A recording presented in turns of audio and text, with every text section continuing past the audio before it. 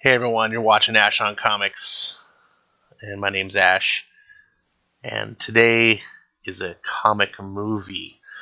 First one on my channel. Um, I've never done a video movie review. I used to do written reviews back in the days of MySpace. I used to be like this little amateur film reviewer. I used to have my own little, MySpace would have a blog set up, and so I had a whole movie blog thing that I used to do and write movie reviews. Anyways, I didn't want to take time to write a review on this. I've actually spent a while trying to get video recording software to work, which I haven't really ever used before either for the purposes of YouTube. So I've been fuddling around with this for probably a good couple hours. But to the movie, I just wanted to give an off-the-cuff kind of my reactions about it. It's not going to be a formalized review, but I will talk about it, and it'll be like a review. I'm not going to take time to put it down into words, and it's just going to be me, my normal blathering. So I've been looking forward to this film for a while. No lies, I have this theory, not a theory, but just this hypothesis of movies that when it's a big franchise like this, like Marvel, I'm use Marvel as an example. The bigger the character or the IP or whatever, the more restriction the bigwigs upstairs put, and they're more controlling. And sometimes when it's an unexpected film or a film that's no one just is like a throwaway film, it's like, we're gonna make this, but we don't expect this. This is not our biggest franchise, whatever. They give the creators a lot more leniency because they don't expect much anyway. And because of this, when Guardians of the Galaxy was about a year out, I was making this prediction. I was like, oh my god, this is going to be this might be the best Marvel movie, I bet you, when it comes out. And I made this prediction based on that hypothesis of what I just told you, and also combining with the idea that I just also thought that Guardians of the Galaxy didn't work so much on paper, but I thought visually, it would have this Star Wars appeal, in space and characters going off and seeing strange aliens and having this grand adventure. Well, Aquaman, fast forward to that, is a similar type of thing. It's like DC's bastard, redheaded stepchild. And I don't mean any offense if anyone's a big Aquaman fan or whatever, but let's face facts. He gets the he gets the short end of the stick. Like, he's Aquaman, and to the mainstream normies in the world, it's like, what? He talks to fish, he swims, like, you got Batman, Superman, you got these other characters, and I was the same way. And by the way, this talk, if you haven't watched my channel before, I am a DC novice. I'm a longtime comic fan. I collected comics like heavily through the mid 80s, mid 90s. Big Marvel fanboy. Kind of got out during the crash. The crash happened, right before the crash, and just went on to just have other things in my life. Not that I hate comics or I never got out of comics. It's just there's just other things to do, and comics just started losing interest to me at the time because the quality was dipping. And anyways, this is a long story, but I kept my ear to comics for the past 25 years. Obviously I see all the comic movies. And I just try to keep abreast of the lore and the culture because I am a fan still. Just I wasn't an active fan. But I never was a DC fan, which is really weird because my first experience in comic books was Super Friends. Or not comic books, but, comic book heroes. And I loved it. As a little kid, I loved Super Friends. So you would think that, like, when I got into comic books, several years later, that I'd be like, oh yeah, let's get some Batman comics, Superman comics. But their characters didn't interest me. I always thought the characters were silly, especially when I had got into comics. I got into X-Men, and X-Men was the coolest thing on the block. And Marvel, in my opinion, I just think Marvel does cooler characters. And I know it's a matter of perspective. Some people really gravitate towards the DC style, which is the character that their characters are people you would aspire to be but never could be, the people you look up to. Whereas Marvel, their characters are us. They represent us if we could have powers, and they're flawed, and we can relate to them. And so each of them has a subjective appeal to different audiences. But anyways, I digress. I wasn't really a fan of DC. So this year I got into comics again through I'm not going to go. If you watch my channel, I've explained it over and over again. But I got into comics again, actively collecting this year, and I am sickened at what Marvel is doing in the comic sphere. I just think they're a dumpster fire. I wouldn't recommend anyone look at Marvel comics. They're just, I mean, they were going downhill when I got out 25 years ago, but they are. I had no idea they'd be as bad as they are today. So I decided through the various influences that got me back in the comics that like DC would be a shot, and so I picked a couple of different books, and long story short is I'm discovering DC this year. This year has been a discovery process. So I come from a background of a lot of experience around comics and knowledge of comics, but just having a prejudicial and ignorance of DC. So you may say, well, why don't we want to listen to you, Ash? Well, you may not want to listen to me, but most people that are going to talk about DC comics or have a channel, like mine or whatever, they're going to be knowledgeable, and you can get, there's dozens of YouTubers out there I know that are experts at DC. But with that comes a lot of bias and a lot of, closed-mindedness, for lack of a better term.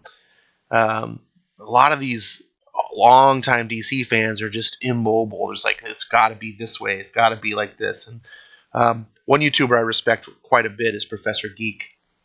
He won't even see this film because to him it's not true. DC films aren't true to the characters, and he talks about this with Wonder Woman. He only saw Wonder Woman because he had to, but for the longest time he wouldn't see it because he didn't like. And to me, that's being too much of a stickler. He's free to do what he wants, and like I said, I highly respect the guy. I learned a lot from him and his channel, and if you haven't checked out his channel, it's really good. He does a great series on the different archetypes of characters. I love that. But I really disagree with him on the aspect of, that these characters have to conform exactly the way because they don't do that in the comic books. The characters change drastically throughout the years. I mean, if you go back, 30, 40 years ago, look how Superman differs from how he is today. Now I know if Professor Geek was listening to me, he'd be like, well, he would start lecturing me. And he can school me quite well on a lot of things. And I know that, yes, fundamentally the archetypes don't change much in a couple cases, but I do think some characters really do. And I don't think there's necessarily anything wrong with that. Just because you ascribe to a certain character and how they're designed through a certain point in time doesn't mean that a different iteration of that character is now somehow invalid. And I had to get over that when I watch like movie characters. There's an argument that he's made, and I'm really going down the rabbit hole here, about the Nolanverse Batman, which I'm a huge fan of, not really being Batman. It doesn't incorporate the detective at all or anything like that. I'm just like, well, so what? Like, you can have a character named Batman. I'm not going to go any further. This is going on too long. At least you got some cool visuals to watch with the trailers here. So, Aquaman. I loved this film. It was a joy to watch. I'm going to try not to spoil anything about the film that's not in these trailers that you're watching here. It's a flawed film, however. I readily admit this is a flawed film.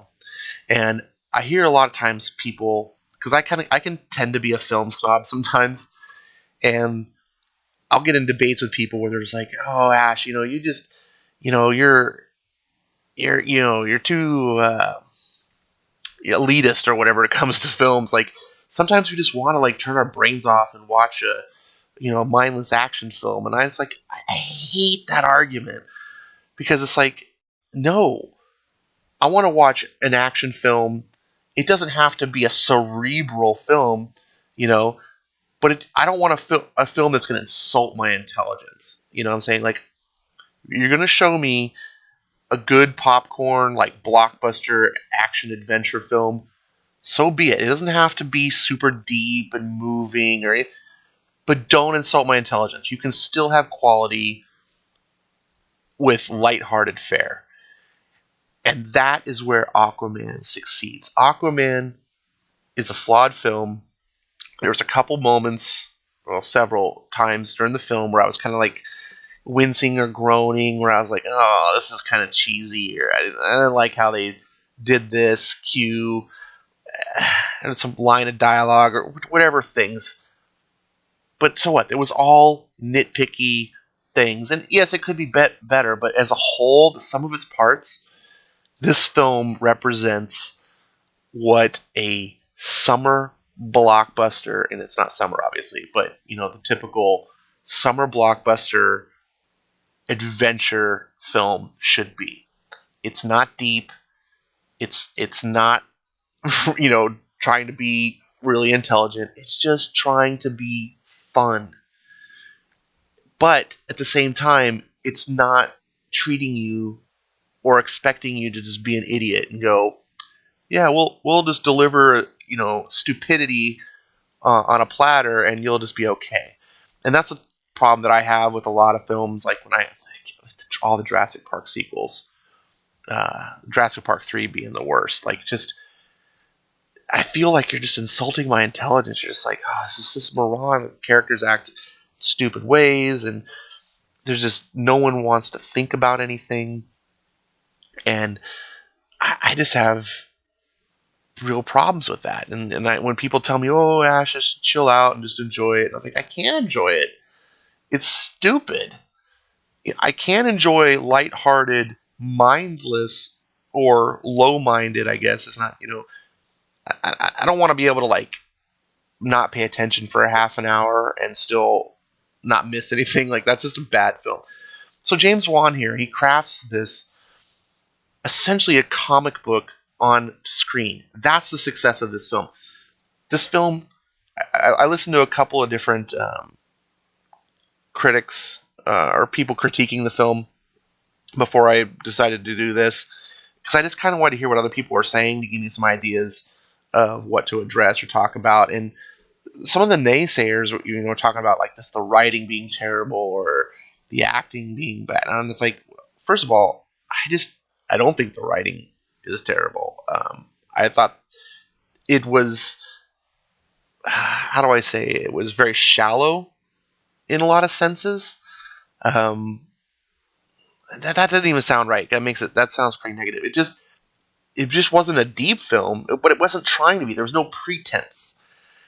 And the whole time I was watching this, I was like, wow, this just feels like I'm reading a comic book. It's just fun. And, seeing Jeff Johns' names in the credits as one of the writers, I was like, okay, this makes sense. Like, this is a guy who gets, obviously, DC Comics like no other. And I'm no expert. Like, I don't know the history of Aquaman. I know very little about Aquaman. So I can't tell you, like, oh, they did this character wrong, or they messed up this, or whatever. And I think we gotta be careful about running into ruts like this. We become the Simpsons comic book nerd, and we're just like, well, Aquaman is supposed to have a tattoo, right? I was like, who cares? Like, and I just made that up. I don't know what but the silly things that don't matter. Christopher Nolan proved that you can radically change um, continuity. You can radically change histories and events of a character like Batman and make a phenomenal story. Because what matters is that you capture the essence of the character that at least most people gravitate towards. If you're not an uber comic scholar like Professor Geek, um, you can capture that essence, and you can do things like make Bane part of the League of Shadows, which is not at all in the comics. Like, that is just nowhere close to like what Bane is, but he did it so well, and in my opinion, I actually was like, wow, that's made Bane more interesting, because Bane I always thought was kind of shallow. A cool character, but very shallow. This gave him some depth, some purpose, some he tied more into the Batman lore, and it all worked for me. Um, so Nolan, if you change things but you do it well and it serves a story and it's respecting the character, I guess that's the big thing. Change is okay. Where most movies fail is because they change things out of disrespect. You know, where they go like the Fantastic Four movie and say, "Oh well, we can't do 100-foot tall alien that eats planets." That just it won't. Comic moviegoers will think it's silly and dumb, so we'll change him into this black cloud. And it's like, no, you didn't respect the material, and that's why it was stupid. When you change things out of respect to the material, you can make magic. And I borrowed someone else's video here. It's Film Select. Plug here. You can check them out for trailers and videos and things. I just wanted to give you some sort of background visual while I talked. James Wan respects the material. The writers respected the material. And they don't try to reinvent the wheel. They don't try to give us the most amazing, thought out sci-fi story with Aquaman. They just try to give us a superhero comic. Something you would sit down and have fun with, a character that's interesting and funny. It's got some charisma, and Jason Momoa has that. He starts off the film kind of a little bit too goofy for me. Like, not goofy, but just like an oaf. Like, he's just like, whatever, I'm an idiot, like, and Mara kind of plays that up, he's the dunce or whatever. But honestly, it's almost kind of an act. You find out that, this is kind of a spoiler, but not really. It's just there's more depth to his character than the movie lets on in the beginning. He kind of puts on this wall, and Mara kind of ends up, part of the story is breaking through that so that he can come to grips with himself on who he really is. But more importantly, what I liked is that the character of Aquaman was a hero. At all points in the film, there's different acts of different people are coming after him. Like, his brother Orm doesn't want him challenging the throne. You got the Black Manta, obviously one of Aquaman's biggest nemesis. He's going after him for various other reasons and stuff. And every time that Aquaman's like facing off this conflict, he's always thinking about other people. When other people are in trouble, he's just naturally helping them. He's not thinking of himself as a hero. He knows he's got ability and power, and he doesn't like seeing people get hurt or suffer that can't, he can do something about it, so he does. And he's just a noble character. And I respected that. They didn't need to add super amounts of complexity and more depth to that, which in the beginning I was kind of looking for that and going, it feels kind of shallow. But honestly, it helped the story move along and just have a fun adventure with these characters that is really well paced. It has heart. By keeping his character simple, it kind of reminded me like the Rocky movies. Sylvester Stallone just wrote Rocky to be not a simpleton, but a simple man. And Arthur Curry in this movie is a simple man, at least in the beginning. This is an origin story of him accepting who he is. and it leaves lots of room for potential sequels to delve into the character deeper, if we will, and have internal conflicts and really get into the psyche of the character, which we didn't need in this film. Um, and I have to praise. I think it was the right choice. I've heard some people say that the film's too safe or whatever, and it's like, no, it's just fun. This is Aquaman, okay?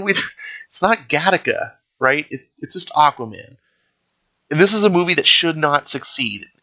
No one. I mean, one of my favorite TV shows of all time is Entourage, and if you haven't seen it, it's just about a movie star and his three buddies that are all from Queens. I think it's from Queens, and they end up, the movie star makes it big, so he brings his entourage to L.A. and they live out their his life, and then they're like, they kind of hang on him.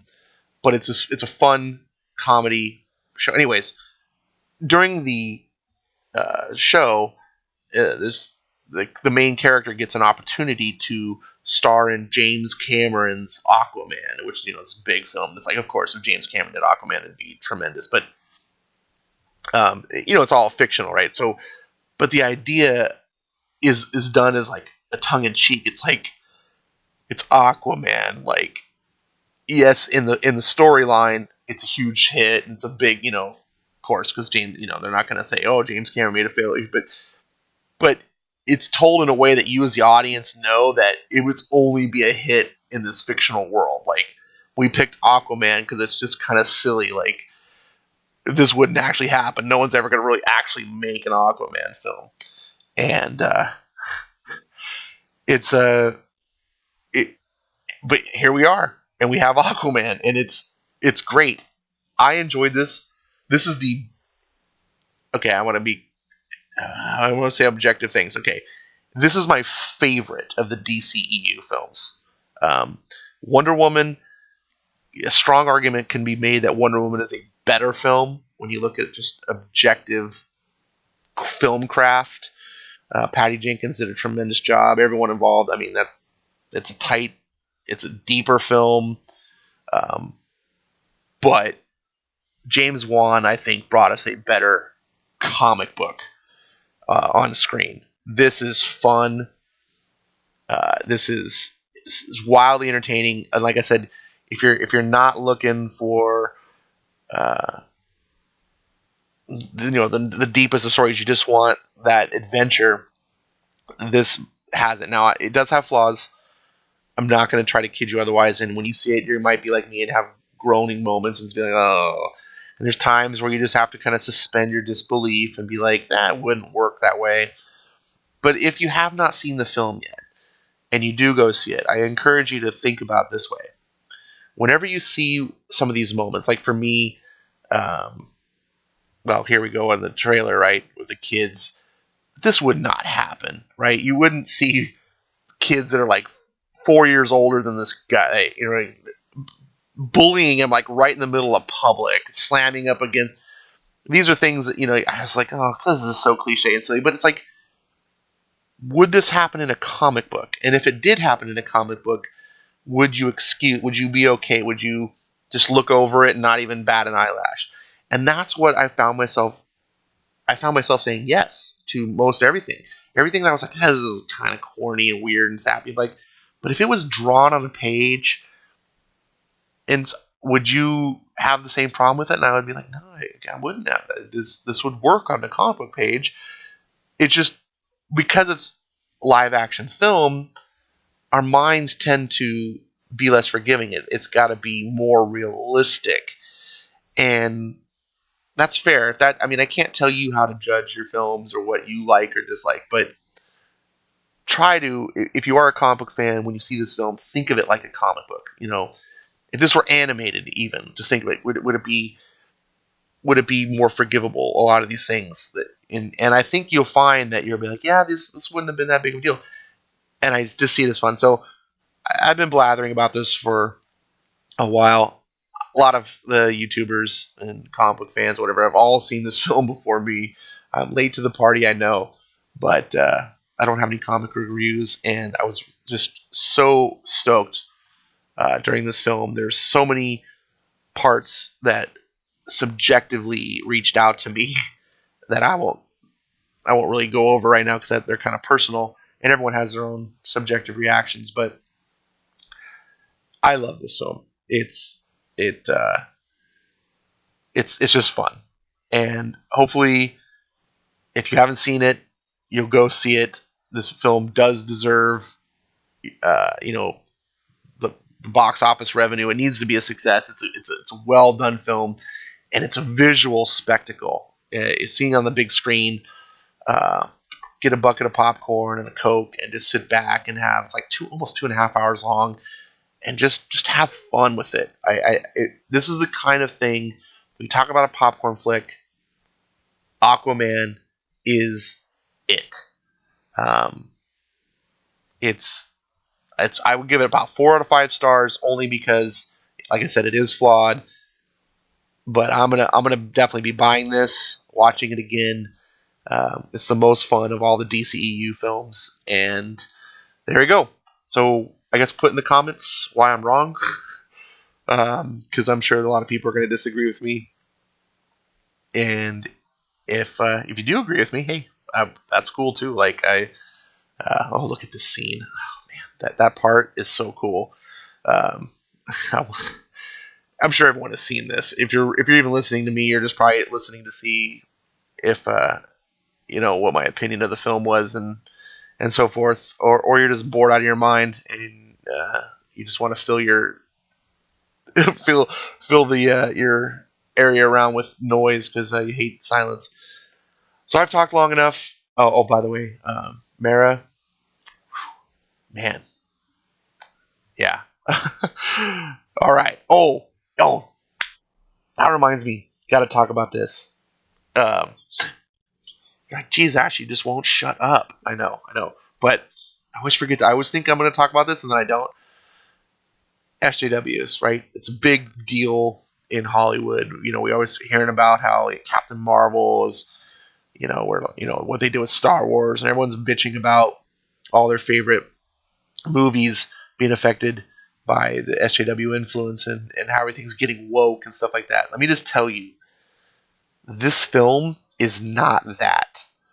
I was watching, there was just a couple scenes in the film where I was just like, oh yeah, this is a film that dudes can like love. Like the main character gets to be a dude, and express being a man. You know, like there's a couple of moments where Mara's kind of doing the cliche, like, oh, I'm the smart woman, and if it weren't for me, you'd be an oaf and lost. But it's very minimal. It's reined in, and like in Aquaman does shine, which I was kind of worried about. I was like, oh, please don't let her just be babysitting him all the time. She's just bringing out his strength, which is I loved, because I believe the strength in women is one of the strengths of a good, strong woman is to make her man stronger. I think men, when they have a strong woman, they're held back with, you know, various insecure. I'm not going to go into all this stuff, but these two like complement each other, and there's just a moment in the film where uh, I'm not spoiling anything. Okay, you know, the mayor ends up becoming Aquaman's wife if you're a comic fan. Okay, so obviously there's going to be the love interest here. When it happens, it's just like, oh yeah, it's give me some sugar baby, you know, like it's all masculine, and Jason Momoa doesn't have an ounce of estrogen coming out of him. This is no soy. So I was so happy. I was like watching this and just being like, oh my god, as a kid, I would just, you know, as a boy, this is a movie that boys want to see. And we talk about the comic book industry, you know, being like a boys industry, and it has been. It doesn't mean that we don't want women, or that we want to be bigoted to, or anything like that. No, it's just that it was something designed to appeal to boys, like Barbies were designed to appeal to girls. If a boy wants to play with Barbie, whatever, like, okay, we're not going to stop him, but let's just face facts. And this movie, I believe, will appeal to guys and girls, but it's definitely, you can see the aspects of it that fall in line with that tradition of comic books appealing to boys. And yes, so kudos to that. I was like, wow. In the midst of all this getting woke, going broke nonsense, James Wan had none of that. It was just Arthur Curry is a man's man. So hopefully this movie succeeds, and it gets your attention. See it once, see a matinee. If you don't want to, you're like, I don't like to spend money at the theaters, whatever. I get it. Theater ticket prices are ridiculous. But see it once. And I can't stop talking about it. You're like, I have this problem. I'm just so long-winded. I'm sorry. That's why I have this YouTube channel, so that I can sit here and just blather. And you can stop at any time, or you can just put it on while you're washing dishes or doing whatever. And yeah, thanks for watching. I do want to hear what you have to say. I've watched everyone. If you have a video, if you do your own channel, you have a video. I'll watch that. And Happy New Year.